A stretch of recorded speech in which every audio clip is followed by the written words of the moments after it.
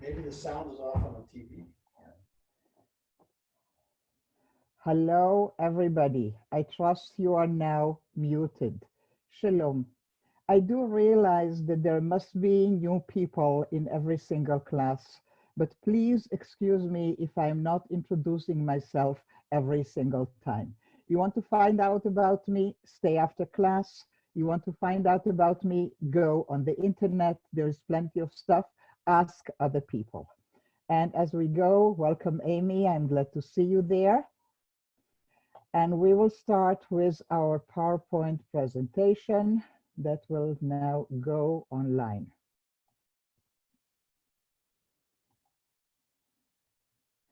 So shalom everybody to our class that I have decided to call the second Seder, More Poems Around the Seder Table. And our sponsors tonight are Temple Emmanuel and Rabbi Wesley Garden-Swartz. I'm going now to allow people to unmute themselves, but I'm asking only Rabbi Wes, or if he is not there, Amy, to do that and to address us for a few minutes. Is that okay? Everybody else, please remain muted. Will you do that? So now, Amy or Wes, you now have the possibility to unmute yourself, and please go, whoever is speaking to us. Amy, is that you or is Wes there? It's me. I don't know if Wes is around or not, but you go. Nobody is here to hear me talk, so I'll be very brief. I just wanted to say thank you, Rachel, for your wonderful teaching in this ridiculously difficult time. And at Temple Emmanuel of Newton, we love Hartman Learning, and we love your part of Hartman Learning. So thank you, and go for it. Okay, thank you. That was nice and short and sweet, and that's the way we like it. Listen, I could talk to you about my relationship with Temple Emmanuel that you must understand is or no, you mustn't understand, but I'm telling you, is very special. And let me describe how special it is.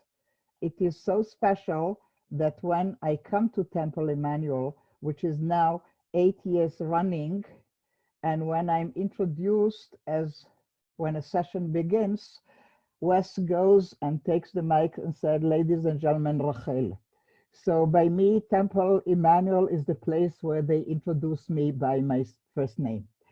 And let us start with the second Seder, More Poems Around the Seder Table. So some of you have been with us last week, may remember that we did have already a Pesach-related poetry session.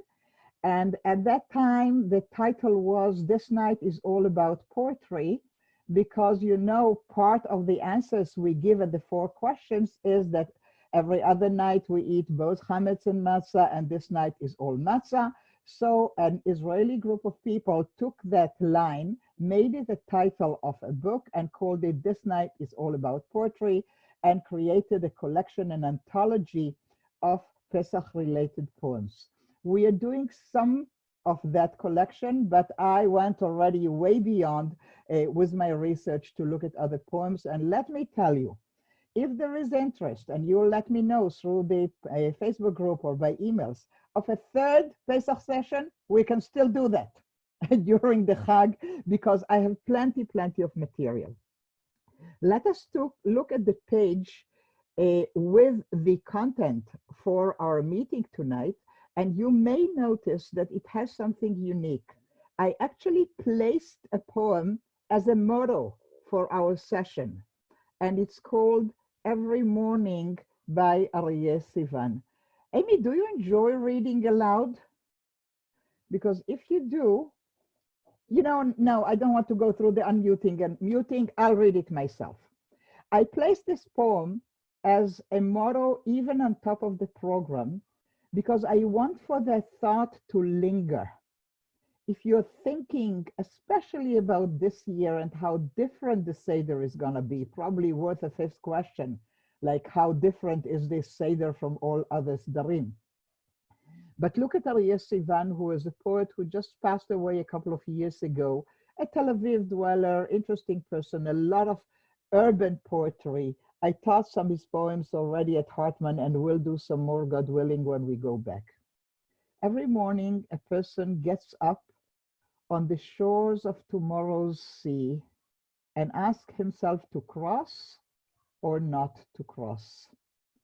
Now, look at this very short one stanza, one verse, like a haiku Japanese poem, and look how much Sivan have managed to bring into it. Because every person and every morning is totally a Passover notion. Like every person needs to see themselves as if they are the people and so on. And then there is the uniqueness of the Passover night, which Sivan borrows to life and says, no, the questions can be asked every day because you have a new beginning and a setting up on the road every day as you stand on the shore of tomorrow's seas. And just the perception to transfer the notion of time into the physical notion of land and water in itself, to me, is amazing. And when you stand there, comes the Shakespearean Hamlet question transferred into the excess situation. It's not to be or not to be, but it's to cross or not to cross. Do you take that step that particular morning? Do you postpone it to the next day? Just a motto to lead us into our, I keep saying tonight because it's night by me, but today's learning. And we will take a thread directly from Sivan to Rachel Khalfi, to our first poem, How I Missed the Exodus, which I think is both a very deep poem and a riot at the same time. We will continue with Anda Amir, both of them less known. Most of the names tonight are not so famous names, and I wanted to do this on purpose because, you know, we keep doing Amichai and Alterman, and if you ask me, I'll do Alterman all the time, but I really want to open a greater vista for you. So Saving the Goat Kid by Anda Amir Pinkerfeld, known to Israelis as a children's poetry writer. Most of us raise our kids and our grandchildren on her lullabies and bedtime story, rhymes, etc. She Who Stood will be an interesting take coming from the modern Orthodox female voice.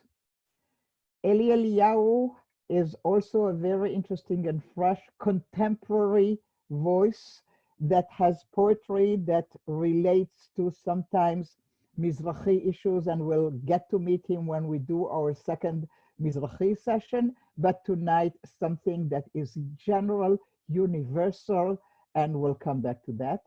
Those are the plagues by Moïse Ben Harouche. I need for you to know that as we started the class, before we actually hit and started it, I asked for readers, and I asked somebody if they were willing to read this because this is an angry poem. And the person said, yes, it suits her mood for today. So let me, before we start, give back to you your privileges, but I'm asking, please, only Lynn, our reader for the first poem, to unmute herself, and everybody else, please remain muted. And I must say that if there will be noise, I will have to take away the reading from Lynn, which I hate to do, and read it myself because I really need for everybody to be muted. I want, before I turn it to you, Lynn, and I hope you have unmuted yourself already. I want to say, okay, thank you. I want to say a word about Rachel Khalfi. First of all, look at the spelling. This is how she likes to write her name. And I wonder if that is because she was called Rachel all the time when she didn't like it. I may adopt it. And she comes from a family of poets. I have known her since '67 when she taught me English at the Hebrew University in Jerusalem. So part of what I know comes from her. To me, she is an amazing poet. I actually emailed her and asked her to join our class tonight, but she couldn't, but maybe some other time. And Lynn, are you ready and also ready for my nudging and stopping you when I have to stop you as we read? After 7 years of RTS, I'm used to it. Thank you. When midnight arrived, I knew I was 40 minutes late for the exodus. I was just about done packing the red suitcase when I remembered I did not pack the hats for the family. Okay, let's stop. Let's stop. I want for you to now sort of take a deep breath and agree to go to that amazing biblical story with tons of symbolism, and how that commandment that every one of us needs to see themselves as if they were there getting out of Egypt. And this talented Rachel Khalfi with the tongue-in-cheek says, yeah, everybody? Well, let me tell you, if it was me, I probably would have been late. Maybe because she's always late. These are the type of people we never think about. The Exodus is not something everyday and mundane for us. And she takes that mitzvah of thinking literally as if you were there and translate it into her reality. And she says, let me tell you, me, I would have been late. Let's continue now. And we were expecting a walk in the scorching desert sun for 40 years. So I dragged the ladder from the yard to the shed. There among the summer clothes were all the hats tightly packed. And until I managed to unite the threads around the packages of garments, and until I swallowed a few sips or gulps of water to strengthen my soul, weary of the exhausting preparations for departure, and until I sat down for a bit in the corner of the shed, I bit into an apple and fell asleep. Stop for a minute. So we have a long sequence, and you can feel it. You know that thing when you are getting ready for a journey, and you schlep this and that and the suitcase, and you unpack, and the thing that you needed, it's going to be a long journey, maybe like sending the kids on camp, and their stuff is unkept, tied up, etc. And you need a sip of water, and you need to sit down.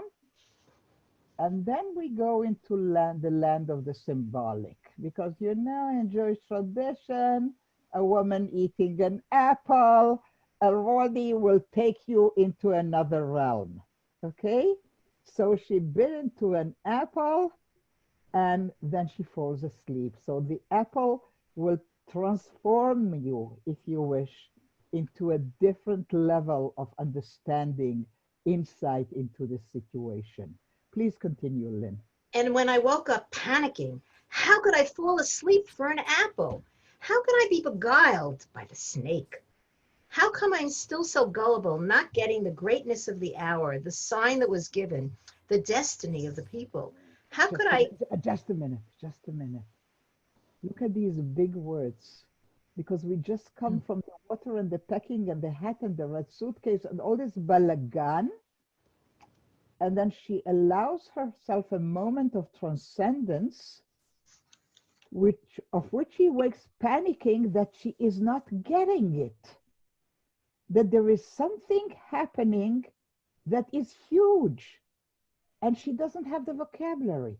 She doesn't understand it. So I'm taking you back to that early mitzvah. Each one of us needs to see themselves. Are you sure that had you been there, you would get the moment? Would you understand Exodus? Would you understand redemption? You understand what becoming a people means?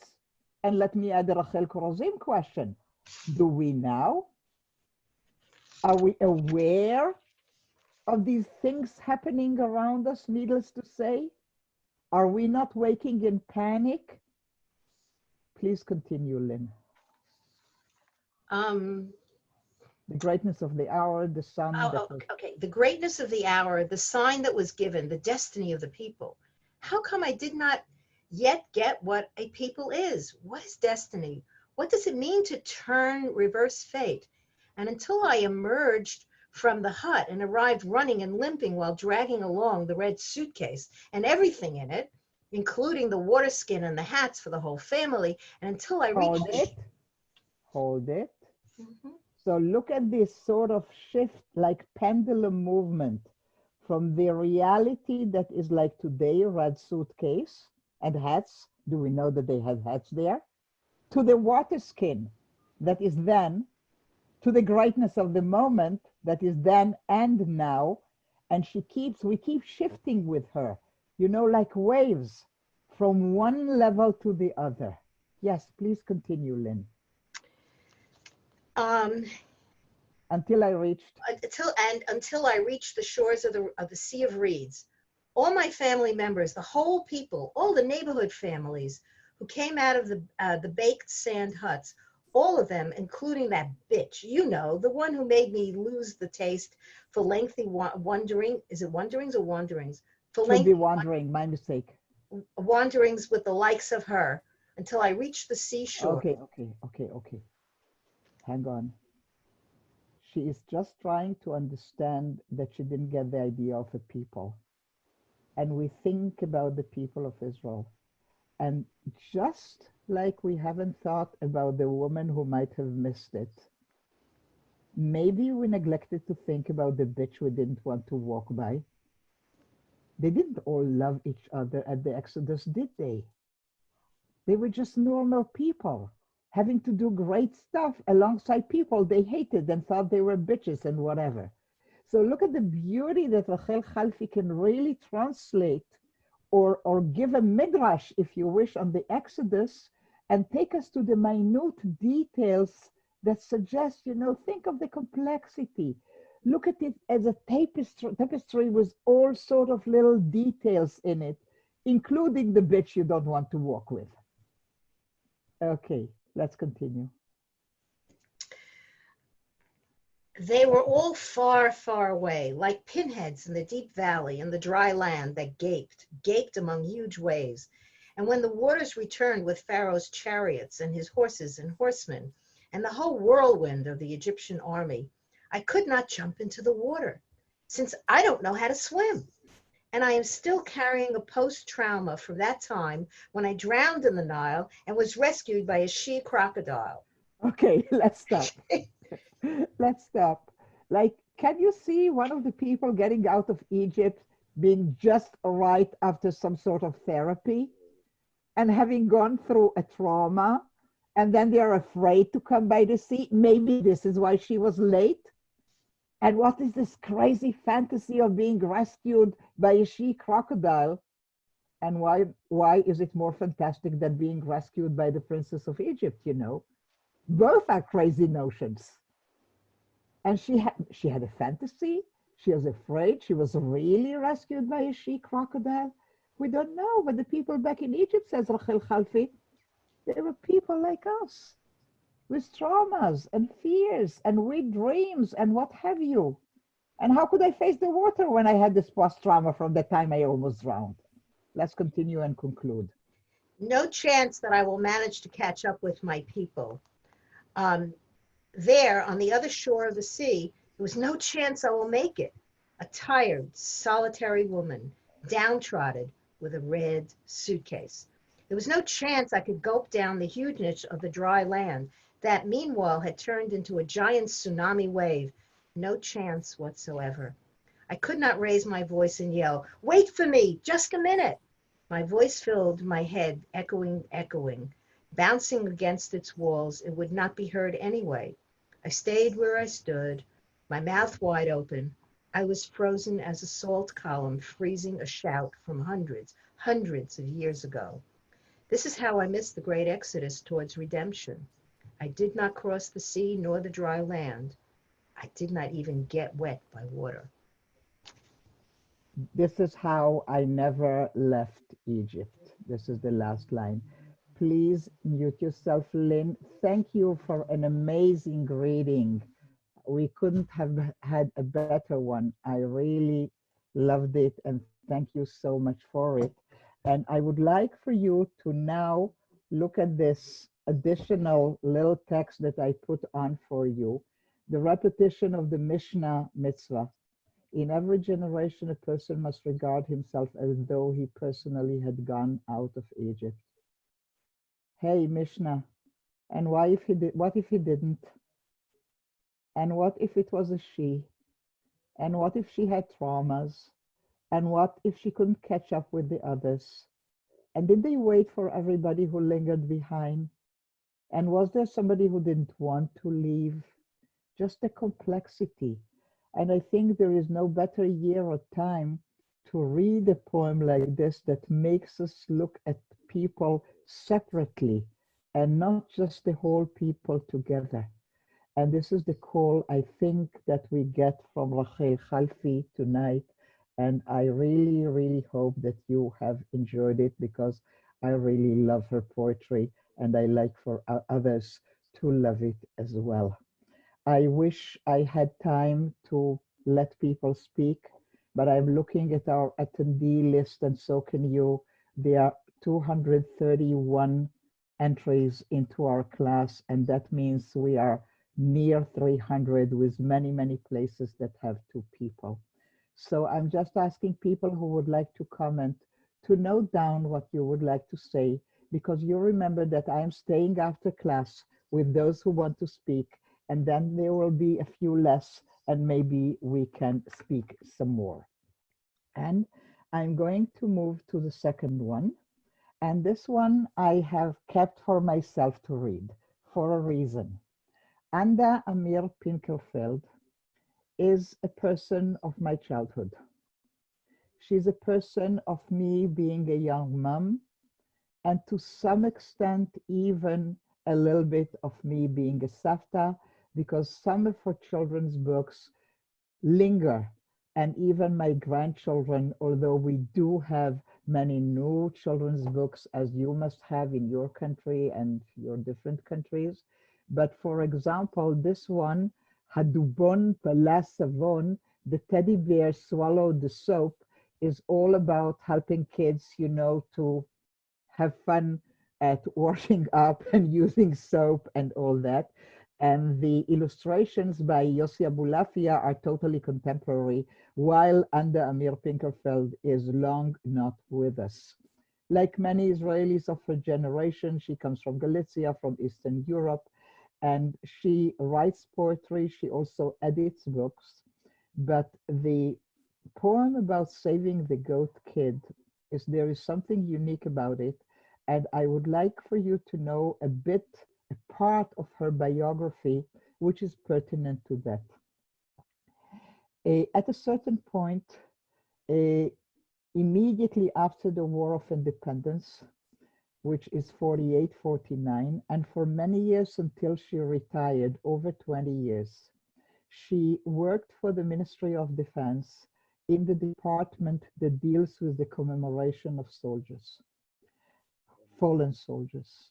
And because she was a writer, it was her job to interview families and to write or friends and to write their biographies.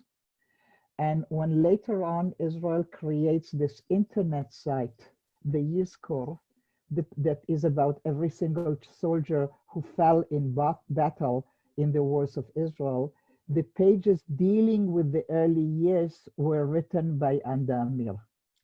Also, the collection of stories about soldiers who fought in the War of Independence, called Gvilei Esh, Scrolls of Fire, are also based on her work. Not only, but she laid the foundation. I'm telling you all this so that we understand that this person who started life and for a major part of it was writing poetry for children, you know, as I told you, bedtime rhymes and lullabies and little funny stories for kindergarten teachers to read. She also, in her day job, if you wish, was dealing with nothing but fallen soldiers and seeing this endless list of killing and dying. And for her comment about it, and to the best of my knowledge, maybe one of her few comments about it, letting us feel how she felt, she is writing Saving the Goat Kid. So this is taking us to the Haggadah and the Amir. And look at the tone. Isn't it exactly as if you are writing a bedtime rhyme for children or a story for the kindergarten to read to the kids? You know what I shall do this Seder night? Like you address the kids. And you address them in the form of a question, which is the questions, the beginning of the Seder, but she sort of creates a bridge over the whole Haggadah, and she asks the question, please mute yourself. And she asks the question about the end of the Haggadah, the Chad story. You know what I shall do this Seder night?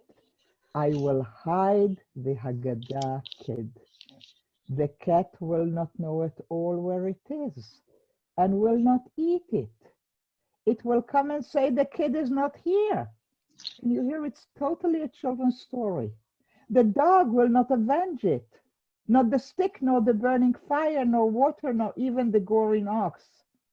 For I will take the kid, I will hide it well, and no harm will ever happen again. You know what it made me think about? There is this notion, I think, in Asimov's science fiction books, that if you move one object from a place at a time, it will change the whole history. And Anda Amir realizes that this Middle Age incantation about an endless cycle of killing may somehow have foretold what is to come.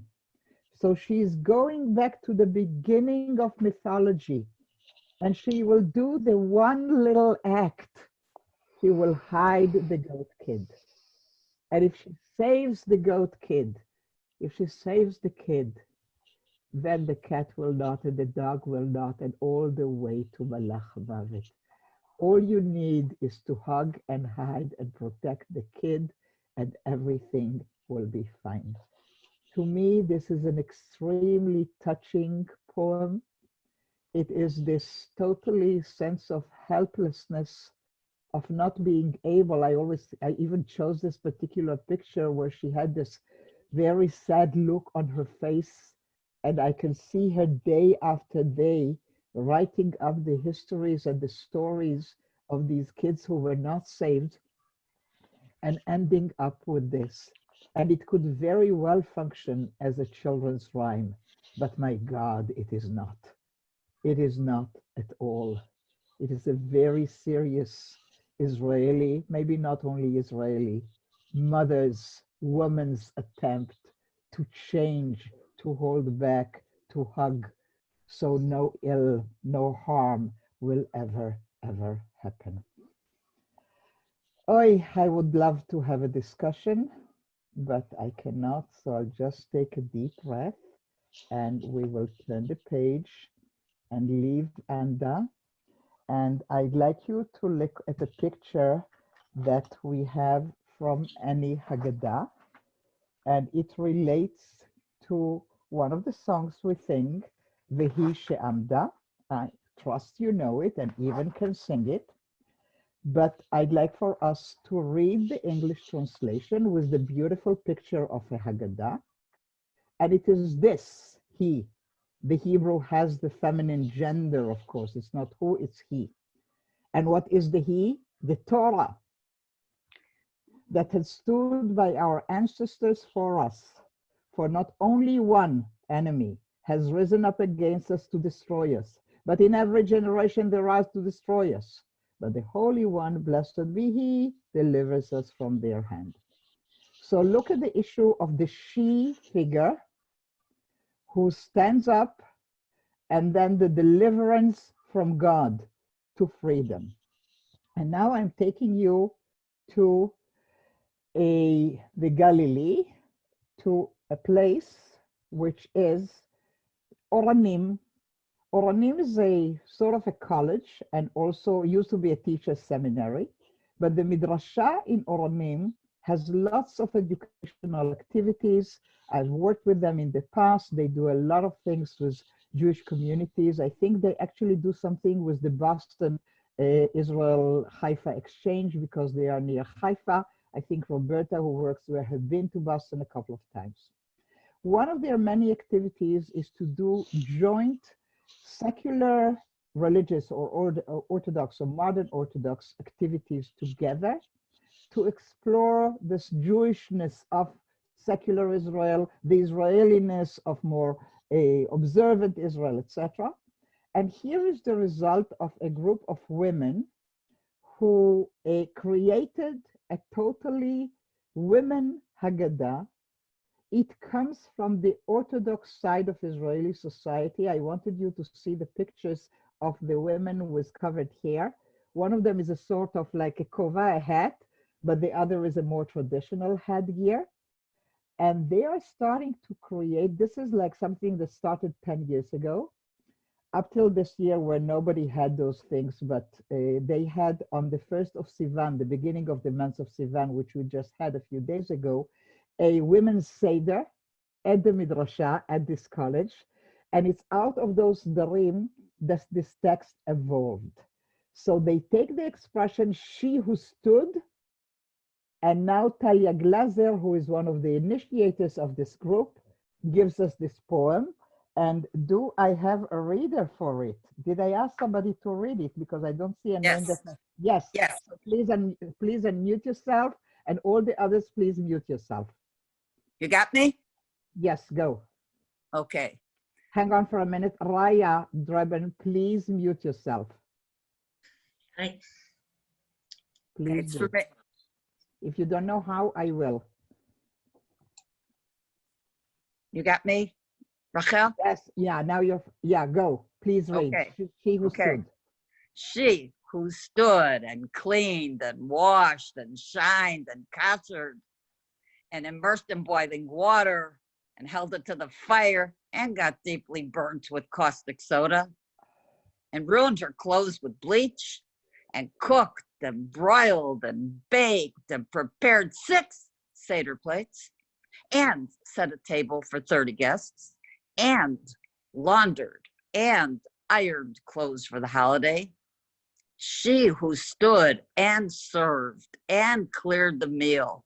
She who stood at pour out your wrath did not get to sing Hallel and Chad Gadya. She laid down her head for a moment and fell asleep. Stay with us for a moment because there is another part coming, but I just wanted to stop here and divide this because I was raised on a story like this. You know, one generation back, I come from an Orthodox family in Budapest.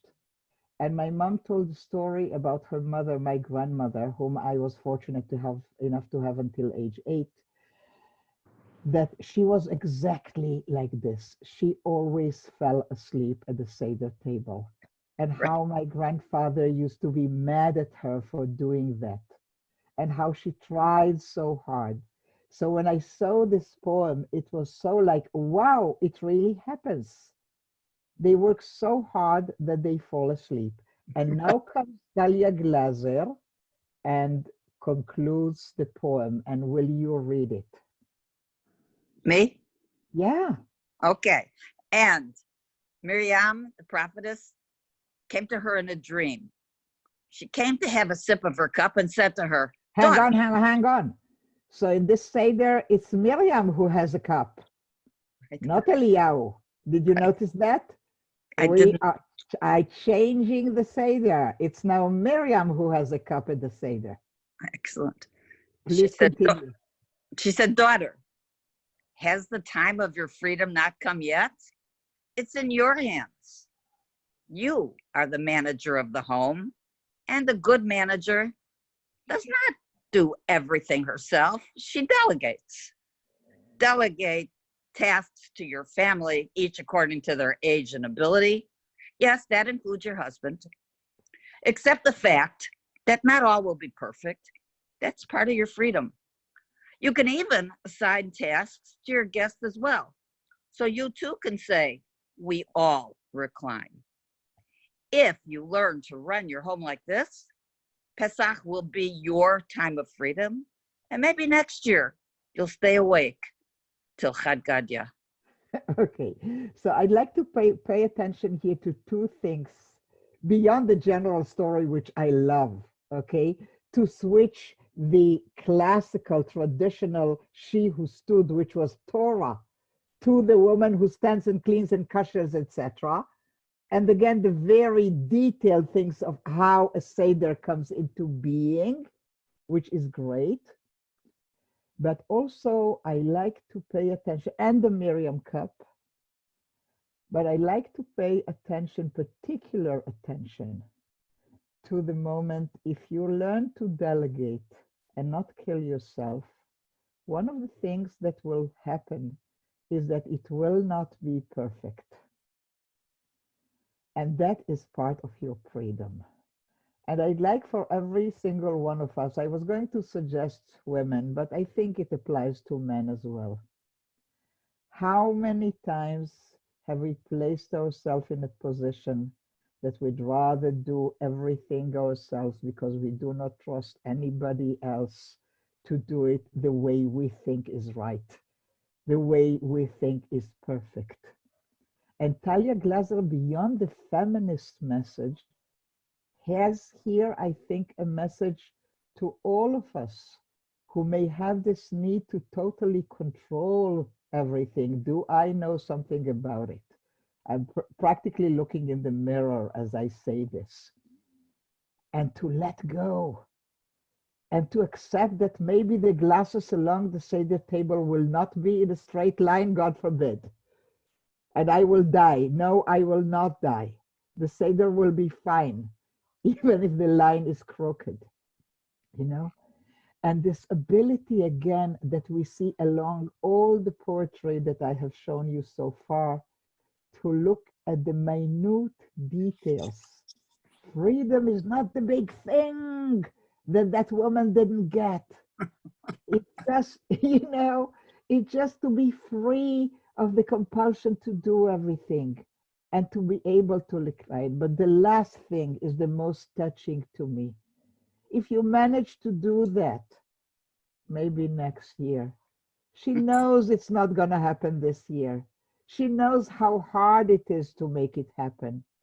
And therefore, she's sort of, you know, okay, take your time. I know it's hard to be like that. Let's hope maybe for next year, you will reach the end of the Seder. Okay, so a totally different angle coming from that particular side of Israeli observant population, the modern observant who will find their place in these joint frameworks, such as the Oranim College, which I totally admire. Okay, so I wonder, you know, we are doing well with time. Why don't I stop for a second? Because I've been nice to you and still let you have the privilege of unmuting. I'm going to have 2, maybe 3 voices who would like to speak shortly to any of what we have seen so far. The anda with keeping the goat, the freedom in accepting not everything to be perfect, and the one who missed the Exodus. Any of those, all women, by the way, if you have something to say to that, please unmute yourself, say your name, and then everybody else remains muted. Hi, this is Elaine. Hi, Elaine. Thank you. When we read the poem about the kid, I was thinking of the Alterman poem that we read earlier, where the father. So imagine the father takes the little goat and cradles it, and it kisses his nose, but then she takes it and she hides it, so it can't be harmed. And to me, they sort of go together in a certain way. Okay, thank you. People, please mute yourself. Lainey, Raya. Yeah, I wanted to speak next, if possible. So I love this poem, absolutely love Hang on. Yes, okay. And, you know, it's funny. My children moved to Colorado. I live in Teaneck, New Jersey. My children moved to Colorado. And all my life, I've changed my dishes and I've gone through the whole balagan of getting ready for Pesach. And last year, for the first time, we spent Pesach in Colorado, which we would have this year if the situation wasn't the way it is. And before that, I was spending it with my brother and sister and their families and some other people. Please But- keep your comments but short. The Yeah. thing, okay, I'll make it quick. But my freedom came when I decided that I was going out there and I was staying at a VRBO, Vacation Rental by Owner, that I wasn't going to change the dishes. I was just going to go by the ingredients. And so I was able to give this one to do this one could cook and this one could cook and this one could cook. And that was my freedom because I was able to not worry about the dishes. And so I found my freedom. Okay, thank you. I'm going to now mute all of you and take away your unmute privileges. No, you know what? Here's the deal. I'm going to ask all of you to mute yourself. Can you do that now? Suzanne and everybody, mute yourself, because if you don't do that, I'll have to mute you and I need my next reader. Okay? So we had Phyllis with She Who Stood, and we are going to Andy Katz, just Andy Katz. Everybody else remains muted. And Andy, please wait until I bring back my PowerPoint, will you? Okay, thank you for that. And it will take one more second. And here we are. And we are going to meet Eli Eliyahu. So Eli Eliyahu is a poet that I must admit I didn't know, a friend who is part of this class, only she is not participating tonight, made me aware of his poetry. And for the last week or so, I have spent reading his poems, listened to the poems that were set to music. And this is a very rich, creative writer. He's about 50 years old, born in Israel, studied in Israel. I think he's accumulating most of the major awards for poetry and literature in Israel, and we will be learning more of his work as we go. This one is interesting because it goes back to She Who Stood, yet it's about the notion of cleaning or doing the work. But if that was a little bit, you know, bitchy, if I may say so, this one is soft and really takes us deep with his comment and way of looking at things. So Andy Katz, please read us How to Start by Eli Eliyahu. Andy? Andy, are you there?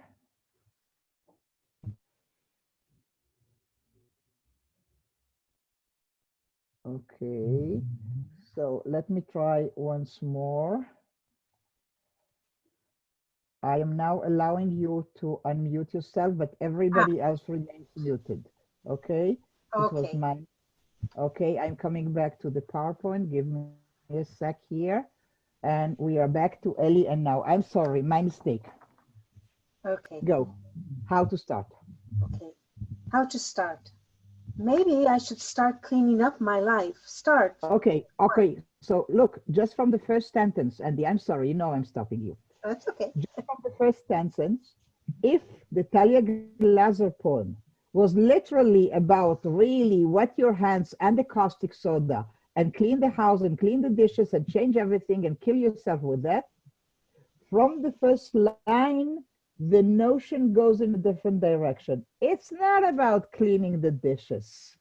Maybe you shall start elsewhere as you're getting ready for this holiday of freedom. Something else needs to be cleaned every year in the spring. Now continue, Andy. Start? But with what? Maybe I'll chuck out a thin fear that has accrued over the years and cobwebs of guilt spun silently at night. Just a minute, just a minute. The things that we need to be cleansed of are fear and guilt. Fear and guilt accumulated over the years. Please continue. Or maybe I'll roll up the loneliness that lay inside from wall to wall and clean beneath it so the floor of my soul will shine again as though it had never been trod upon. Hang Maybe on also, again. The spiritual cleaning is described in terms of physical cleaning. You need to go underneath, like underneath a cupboard or underneath a bed, but this time it's in your soul. So check yourself for a minute. What does it mean to go underneath in your soul? What does it mean to wash the floor that it never gets trod upon again? What kind of soul cleansing do you need to do so that happens? Please, everybody who is not speaking, mute yourself. Please continue, Andy. or maybe postpone it to another day. After all, it's still possible to walk here, and through the windows, it must be said, there's still a view of the world. And moreover, this poem, the inside thereof inlaid with love. Okay, so after you did all that, hey, this poem is not calling you only for introspection. Part of the getting ready that he figured out where to start does not end only go inside introspection. Remember that there is a window. Remember looking outside, and there is inside that is inlaid with love that comes from in, that comes from out. So as I said, as compared to the, humoristic tone and maybe a little bit bitchy tone and a little bit that we had so far, Eli is sort of leading us into a lullaby of a cleaning that will not burn your hands with caustic soda, but will demand finding out that corner, that places in your heart that need that cleansing. Keep Eli Eliyahu in your mind about the softness and this ease of going into a different type of cleaning before Pesach. As we move to the next one, because here the tone will be angry. And I know a little bit about the gentleman who wrote this, and I will want you to get to know him. So this is Moise Ben Arush. He comes from a Spanish Morocco. And start reading, please. Davida, unmute yourself.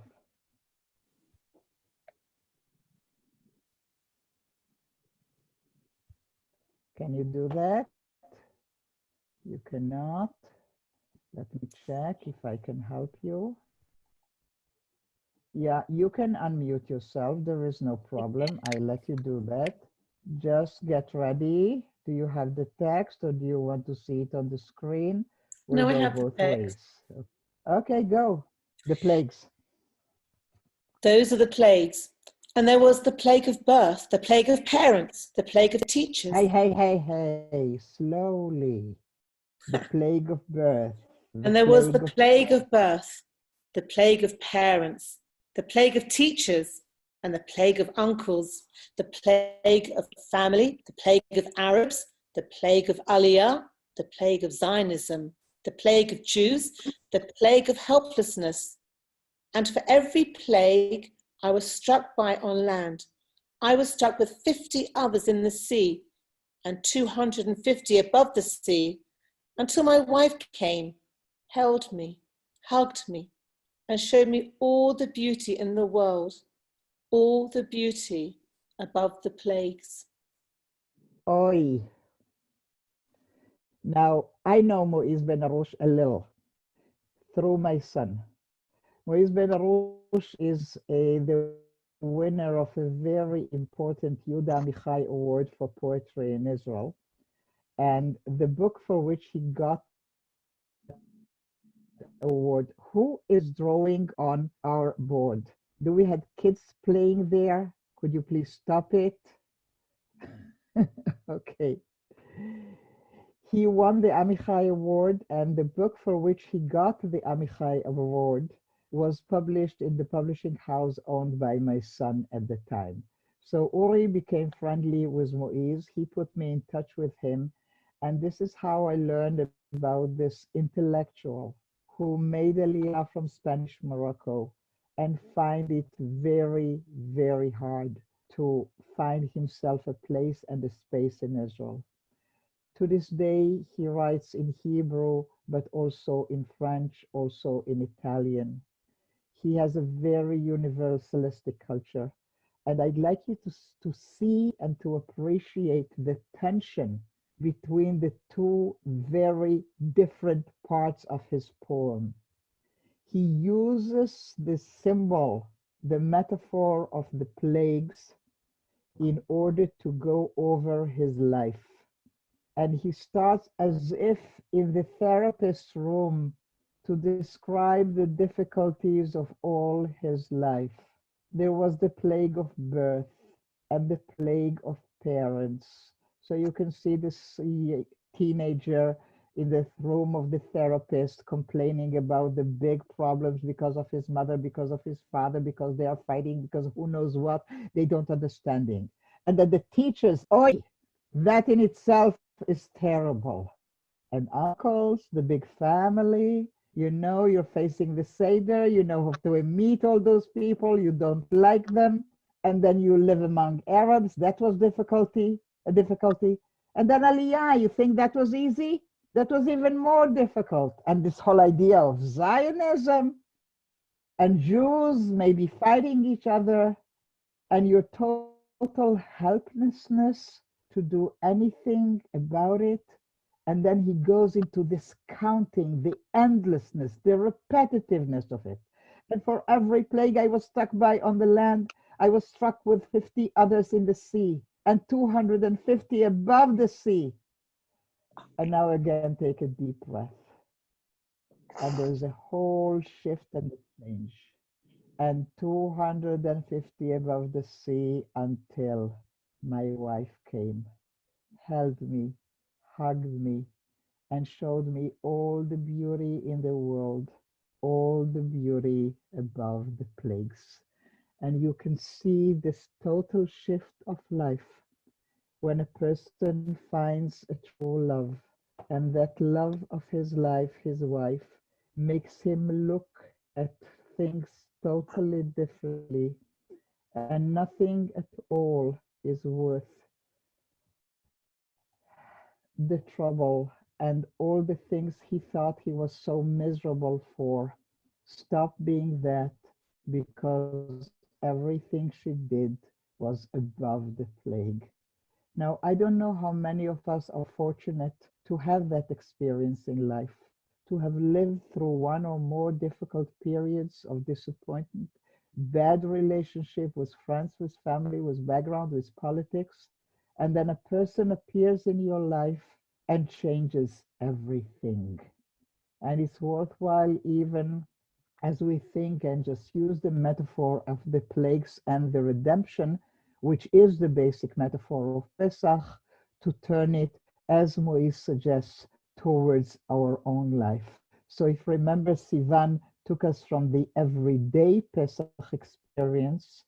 Now, as we conclude the cycle, not our class, we still have a very important poem to look at, but this one I'm reading this time, and this one you all remain muted with no privilege to create noise in the class, nor to draw on my board, I hope.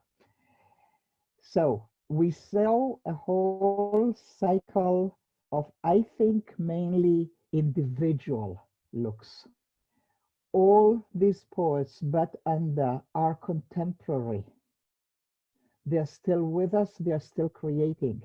And this is an amazing example for us to see how the themes of the Haggadah, very much like biblical themes, are still inspiring to modern Israeli, Jewish, and maybe universal writers. But now I want to take you to a different realm, and that will be the last topic of our class tonight. So say goodbye to Moïse Ben Harouche and see how many books he had published and in how many languages, and you may want to look him up.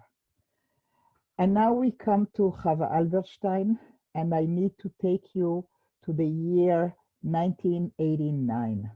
This is the time of the first Intifada. This is the time where Palestinians riot in whatever you want to call it, Judea, Samaria, West Bank, occupied territories. Israeli soldiers are doing whatever their orders tell them to do in order to maintain law and order, but a lot of what they do comes under criticism. And Israel starts being divided along these lines of how to behave and how to act in that endless situation of ruling over another people. It is at that time when a major, very important artistic voice, Chava Alberstein, who is both a lyric and a lyric writer and a composer, she will go back to the Chad story and write her own Chad. And you can see that at the Israeli radio, there is a stamp on it not to be broadcasted. And the reason for that is do not broadcast. Why? Because it is depressing and serves the oppressors of Israel. It is depressing and serves the oppressors of Israel. This verdict, if you want, or opinion or ruling comes straight from the office of the prime minister at the time, who was Yitzhak Shamir. So this song is not to be broadcasted.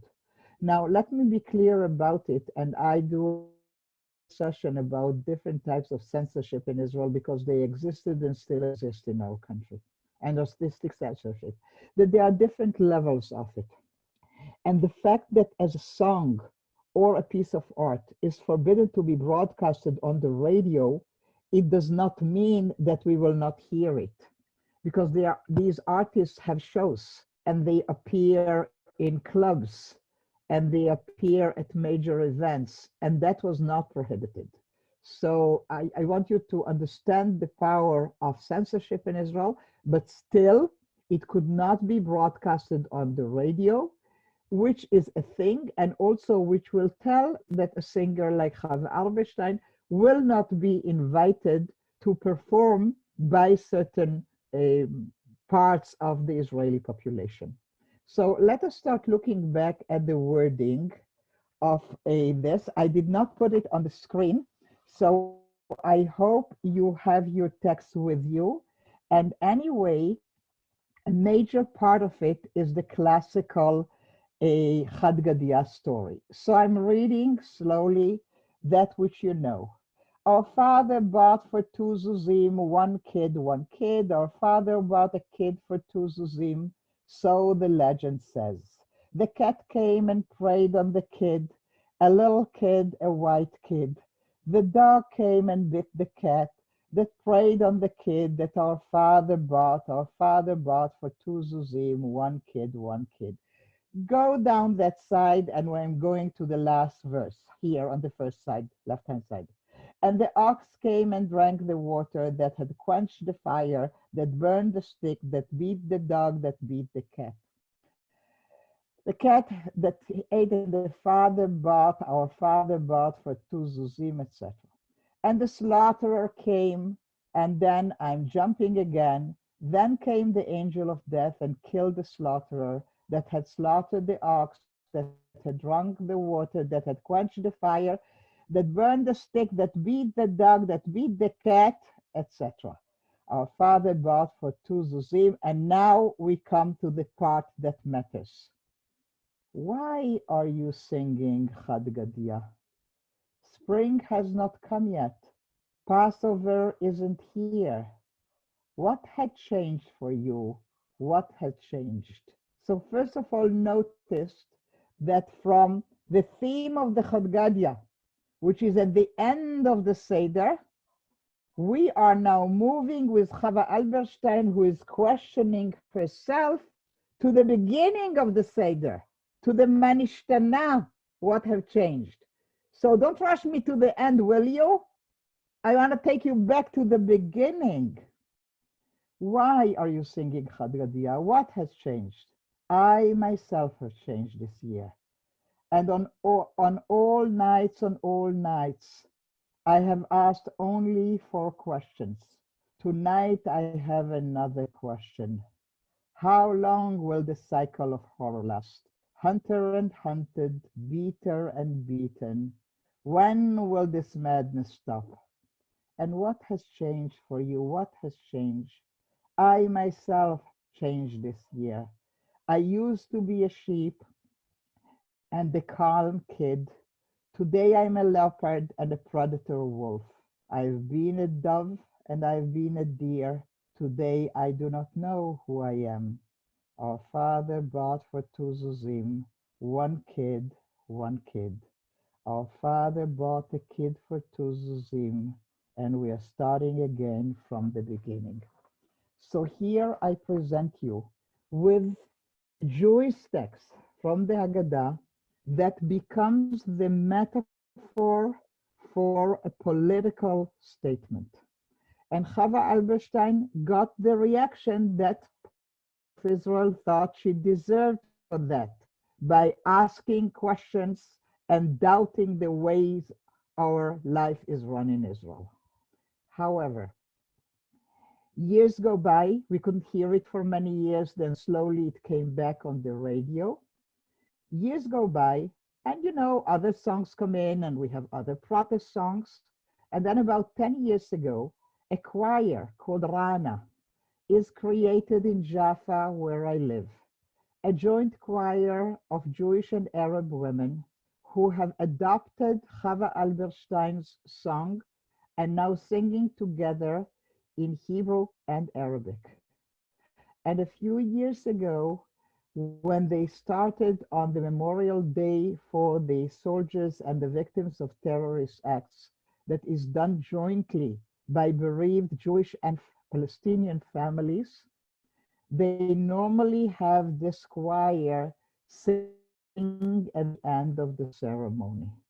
Let me tell you that that ceremony that is attended by thousands is shunned and criticized by many others for Jews who want to recognize the pain of Palestinians. And it is shunned by Palestinians on the other side, who do not see how their own people will stand together with bereaved Jewish families.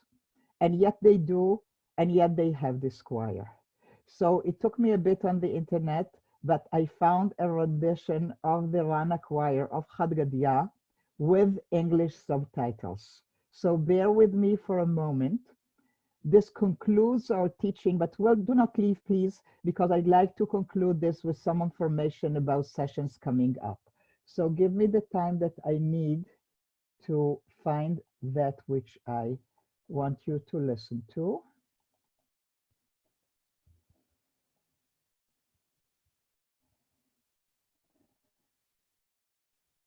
Let me just check this for a moment. I need to share my computer sound with you, and now resume the share, and let's go. Give me a sign that you can see. Can you hear it? Andy, can you hear it?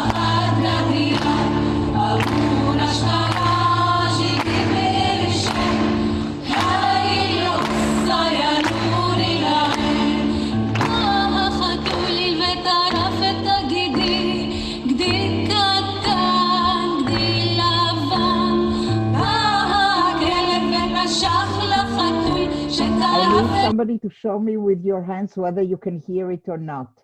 Lainey, Andy, Katz, can you just show me if we are okay? Good. Okay, I'm continuing. Just follow the text.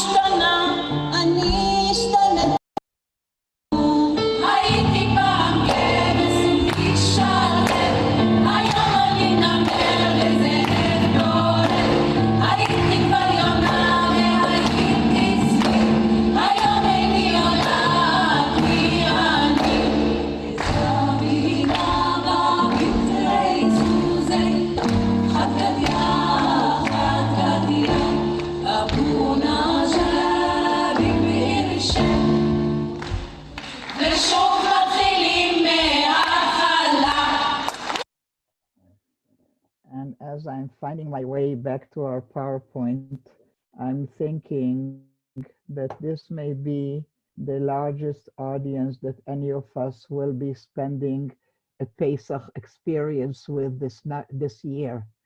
And I hope you enjoyed it. I also always enjoy looking at the different faces of the women singing this one. I particularly rejoice in the large audience that welcomes this type of hopeful song about a different future. So we finished our second Seder, if you wish, and let me know if there are people among you who would be interested at some point to look at additional such poetry. But for tomorrow night, we are marking and honoring the 50th year of the passing of Natal Atterman. It will be the day of his funeral 50 years ago in Tel Aviv. He was not even 60, a major poetic voice in the history of Israel.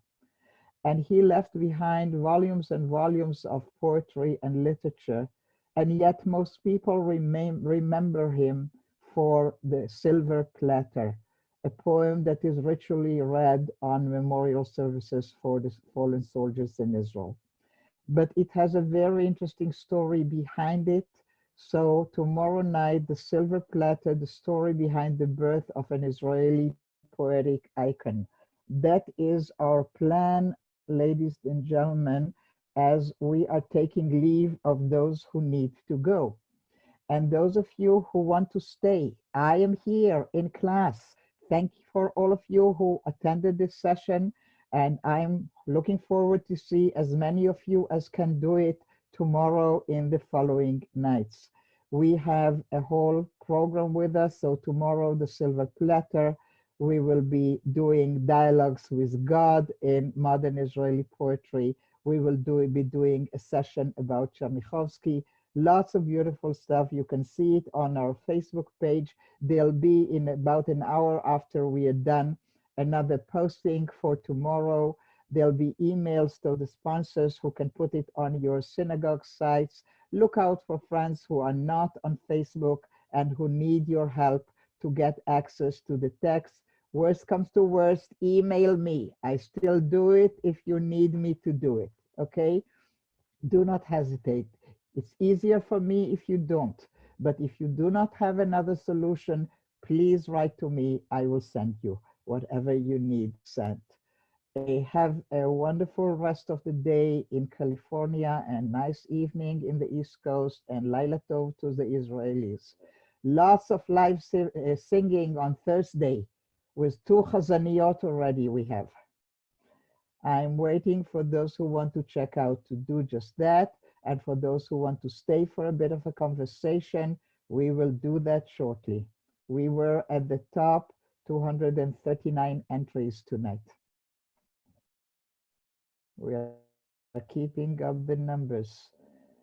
And I enjoy the letters some of you are writing to me. They're so touching and beautiful. And I even like the special request. Somebody requested that I don't forget the Rana Choir today. And it was sort of funny because I live in Jaffa, you know, there is no way I would forget the Rana Choir. They are my neighbors. Okay, I'll give it another moment. And if you don't mind a sip of tea.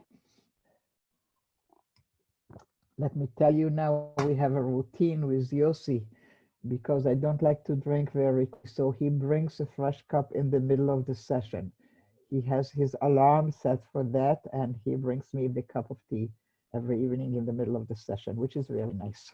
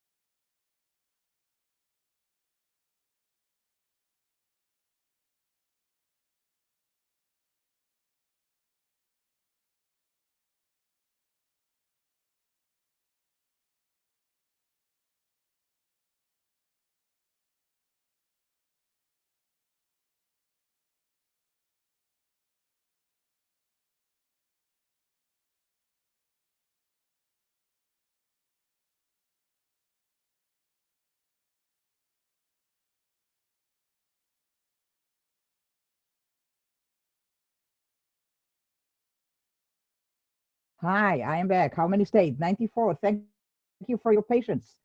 Zoom just kicked me out and then got me back. So thank you for staying, and let us do this the following way. Let me see if you can use your mics. Yes.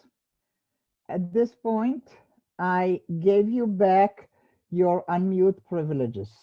Try to be polite. If somebody wants to speak, say your name. Everybody else stays muted. I'm Please, Joni. is there a speaker? Right here. Joni Katz from Hi. Newton. Hi. I'm Go ahead. from Newton, Mass. I don't know about Yeah. how I missed the Exodus. Was the poetess, was Rachel being dismissive of this person? Was she making fun of this person, or was it just supposed to be completely whimsical poem? It's very serious. To me, it's whimsical, but knowing her a little bit, I think there is this suggestion that I offered at the beginning. Each one of us must think that they have been. Well, let me tell you, had it been me, I would have missed it. And I would have I'm too. kind of the person who always is late. Yeah, so that is my reading of that. And I like it that way. And she's a very fun person. And she was such as a teacher as well. Well, thank you, John. Please mute thank you. yourself and let's have another speaker. Yeah, that was a lot of variety. I liked all the poems. Thank you so much. This is Andy Katz about the I'm same glad. poem. Who is next? This is Andy Katz about the same poem. Everybody else mute yourself. Everybody else mute yourself. Yeah. There are two things I wanted to say. One was just a reference.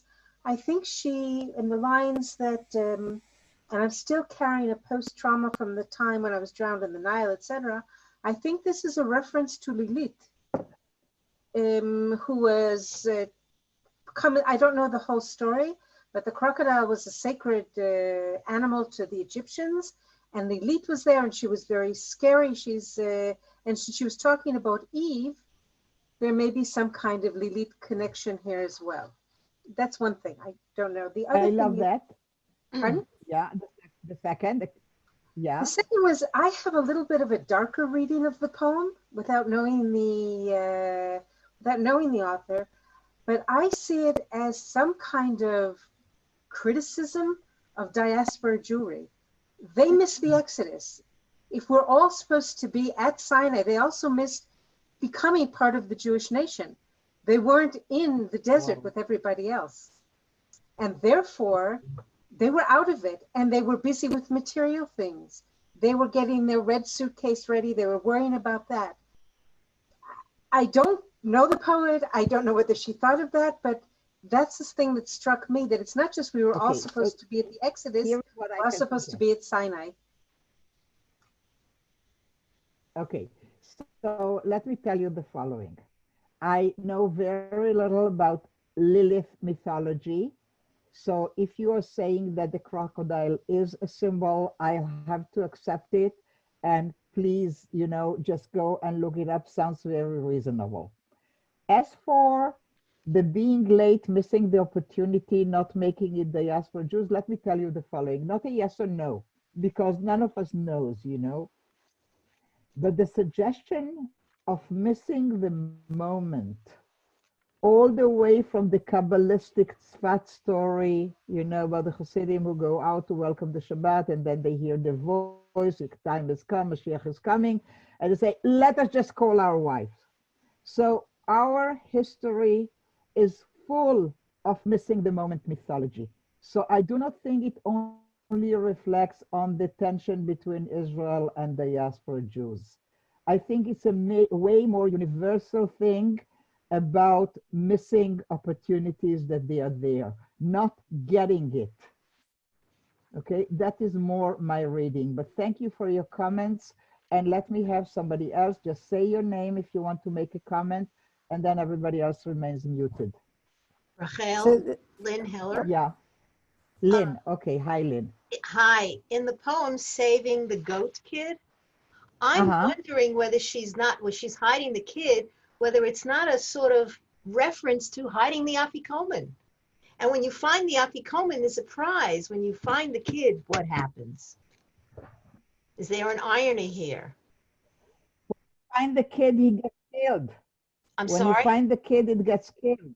When you find the kid, it gets killed. And when you find the afikomen, you get a prize. Yeah. There's something else at the Seder that you hide. You hide the afikomen. It's a game. This is not a game. This is real life. Yeah, and it's serious. So you think it's a criticism on the game? That's a possible reading. Never thought I don't about know, it. but it's a reference to something else you hide at the Seder. It's not safun, but yeah, but also remember that we are in the very early years of the State of Israel, the 50s, and hiding kids may also bring Holocaust-related references as well. Okay. Thank you. Lynn, thank you for your comment. Please mute yourself, and the next courageous person to jump in and say their name. This is Ida. And I Ida, want everybody. Yeah. Yes, I wanted to comment on those are the plagues, because as we were reading, when we were reading them, it's sort of right out of the Haggadah, where we read the plagues, and then it's Rabbi Akiva, I think it is, who said, I never understood the plagues until another rabbi explained them to me, and they weren't just 10, they were 50, and they weren't just 50, they were 250.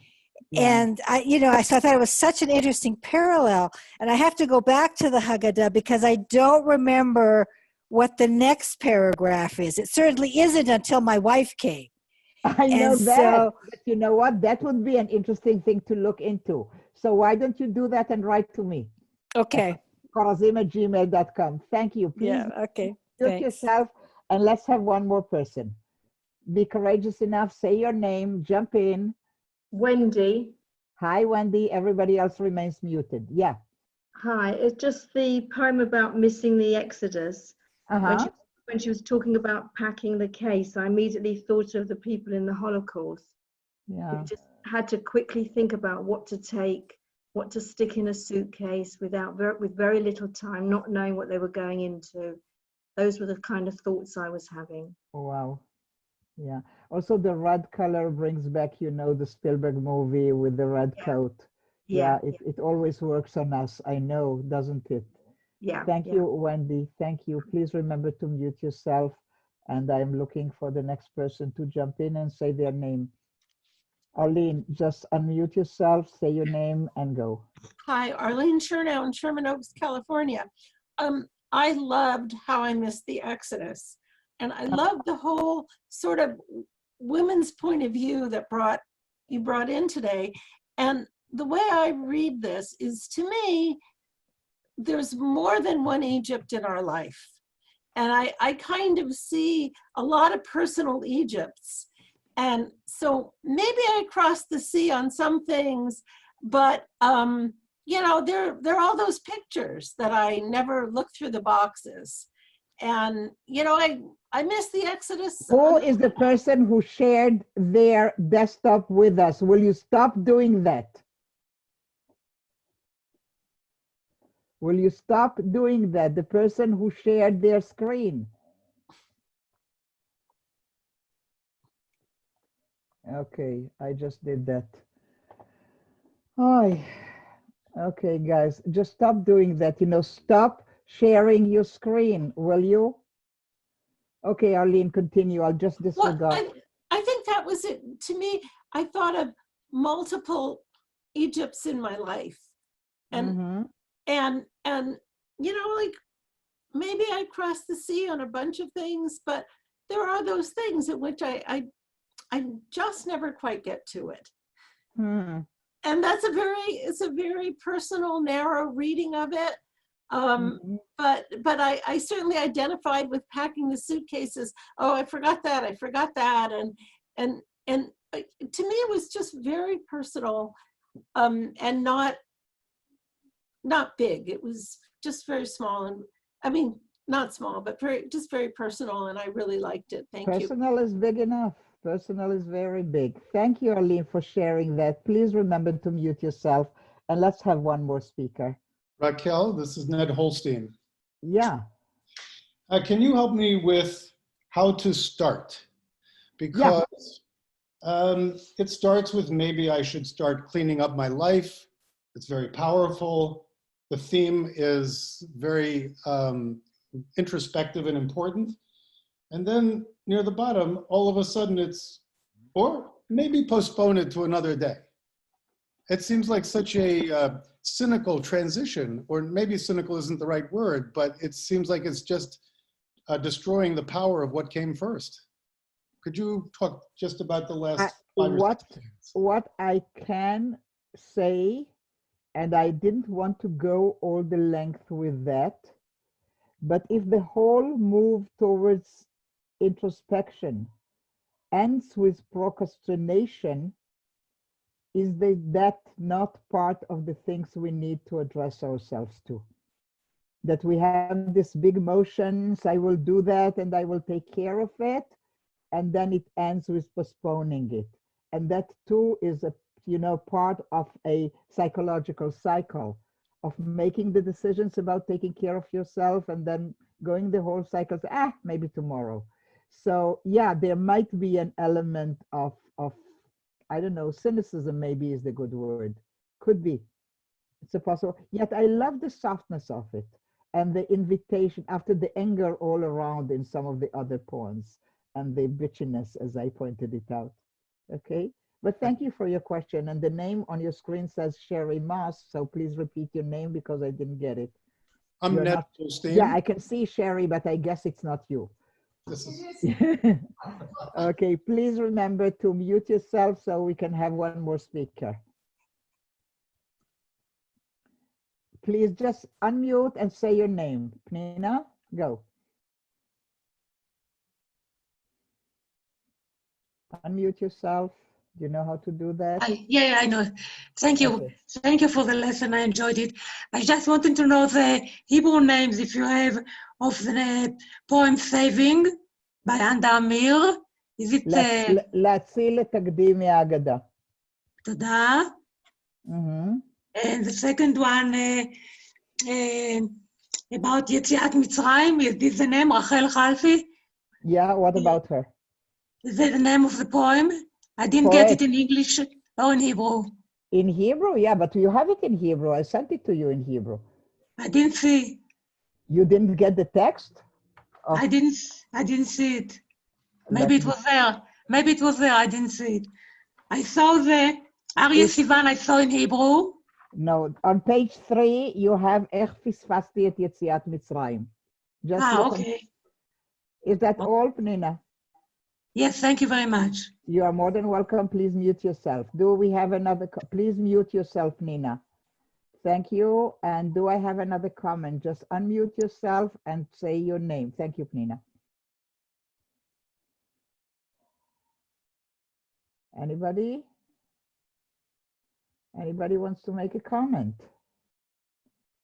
Ask a question. All you need is to unmute yourself and say your name.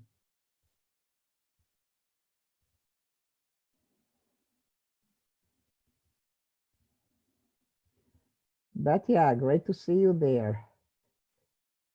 Okay. Rachel, I looked it up in the Haggadah. What follows after the exaggeration of the numbers of the plagues is Dayenu. Huh. So maybe the appearance of the beloved one is a Dayenu. Interesting. Okay. Thank you for doing that for us. It would have been enough if she appeared, but then she helped me, and then she's my love. And Yotze min haklal. What an optimistic ending to a bitter beginning. Yeah. I'd like to say just one little thing. In the first poem. Who is I? What's your name? Batya. Batya. Hi, Batya. Okay. Yeah. Okay. In the first poem, I think there's a hint. It's not just a domestic picture.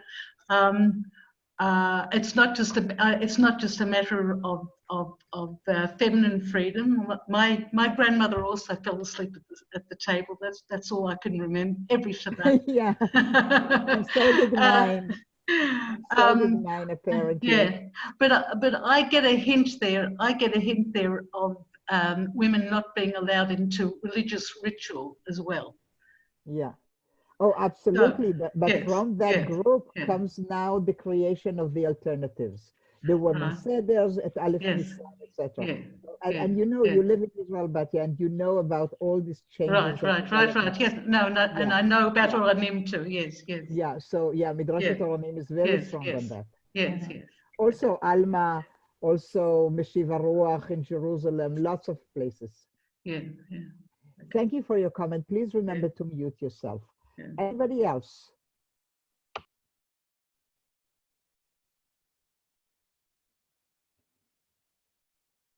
I'm waiting. I'm not in a hurry.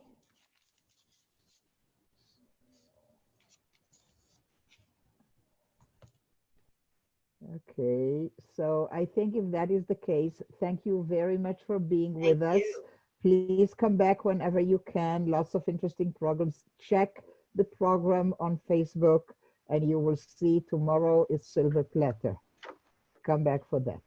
Bye-bye, Laila Tov. I'm going to close the meeting and get ready with all the postings you need to have later today so that you can get ready for tomorrow. Laila Tov. Bye-bye, Leitraot. Thank you so much. You're so welcome. It's the best part of my day. Laila Tov. Also ours. Have a great day over there, and לילה טוב in Israel. תודה רבה, לילה טוב. אין בעד מה, מאיפה את פנינה? אני מירושלים, אבל במקור אני מיפו כמוך. אני מאוד אוהבת את יפו, גדלתי ביפו, ויש לי שתי בנות שגרות ביפו. איזה יופי, ועכשיו את לא יכולה לבוא לבקר. עכשיו לא, נכון. טוב, איפה הן גרות?